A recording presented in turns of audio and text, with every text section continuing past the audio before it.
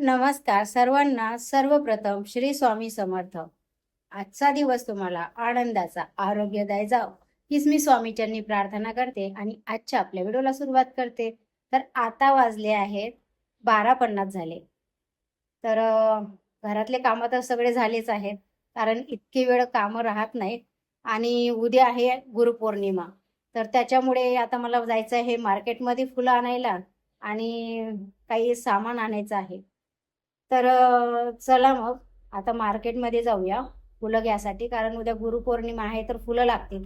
आणि मग उद्या सकाळी फुलं मिळणार नाही, आणि जर उद्या फुलं शोधत बसले तर मग घरातली कामं होणार नाही, कारण उद्या गुरुपौर्णिमा आहे. त्याच्यानं सेवा, घरातली कामं, जेवण म्हणजे पूर्ण दिवस मग आपला उद्या कामात जाणार आहे. कारण आमचं कुलदैवतच्या आरत्या पण आम्हाला लावायच्या आहेत आणि पूर्णाचा नैवेद्य पण गुरुपौर्णिमेच्या दिवशी बनवत असतो. तर चला आता मी मार्केटमध्ये जाते. हे द्या पाव किलो. आणि हे फुलं 50चे अर्धा किलो.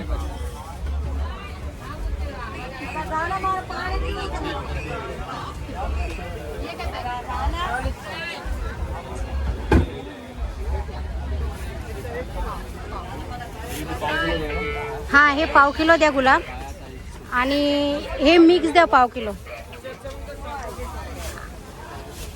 आणि हे पांढरे फुलं कसे दिले?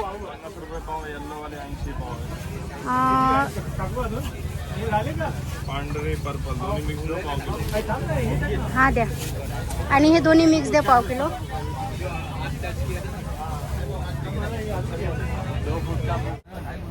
हे आहे फुलांचं मार्केट.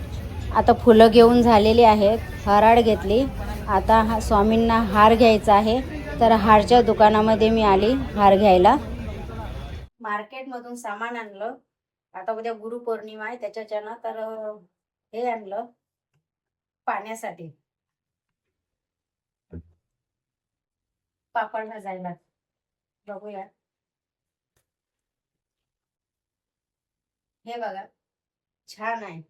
असं ठेवायचं गॅसवरती, मस्त बसते.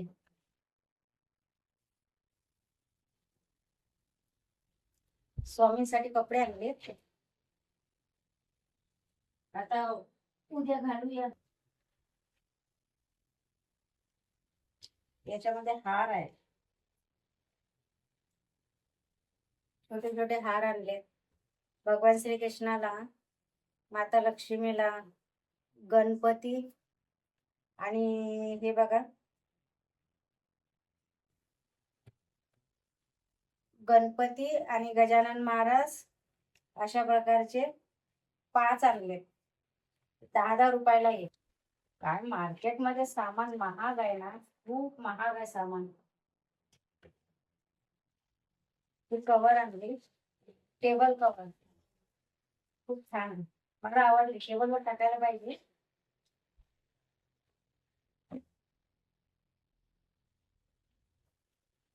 वेणी आणली आणि चाफ्याचे फुलं स्वामींना उद्यासाठी. उद्याची पूर्ण तयारी करून ठेवली. हा बघा, एक चिमटा आणला, खूप छान आहे ना, मला आवडला. कधी कधी पापड भाजताना ना हात भाजतो, त्याच्यामुळे चिमटा बरा पडतो. हे बघा, छान पैकी एक आसन आणलं.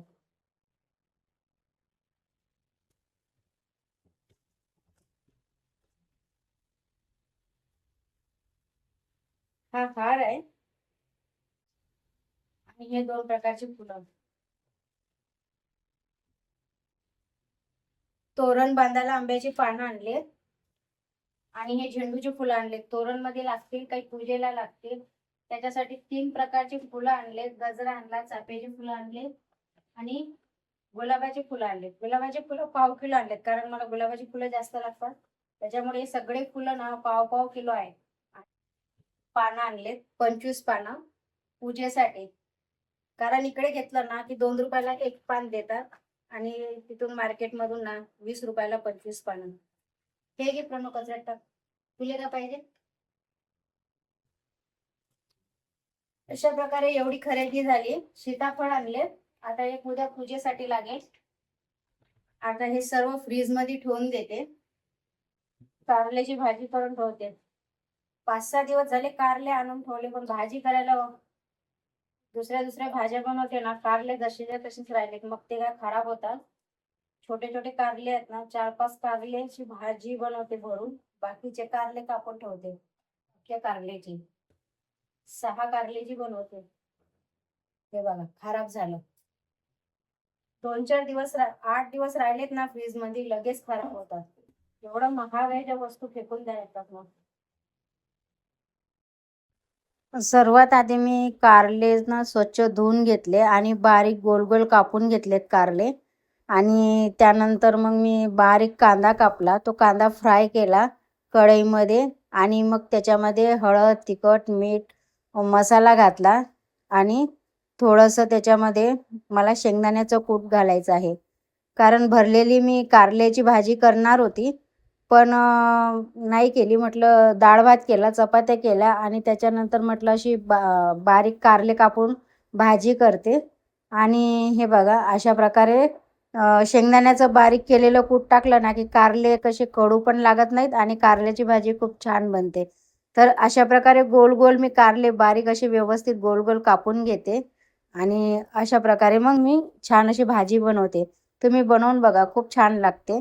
तुम्ही टमॅटो टाकलं तरी काही हरकत नाही त्याच्यामध्ये, टमॅटो पण चांगला लागते. पण सहसा करून मला कारल्याच्या भाजीमध्ये ना टमॅटो आवडत नाही, म्हणून मग मी टमॅटो टाकत नाही. शेंगदाण्याचं बारीक केलेलं कूट आहे ना शेंगदाण्याचं, ते जास्त टाकते. त्याच्यामुळे काय होतं, भाजी खूप छान अशी बनते. कांदा जास्त पाहिजे कारल्याच्या भाजीत. कारल्याच्या भाजीत कांदा जास्त टाकला ना, की कारल्याची भाजी ना मस्त लागते.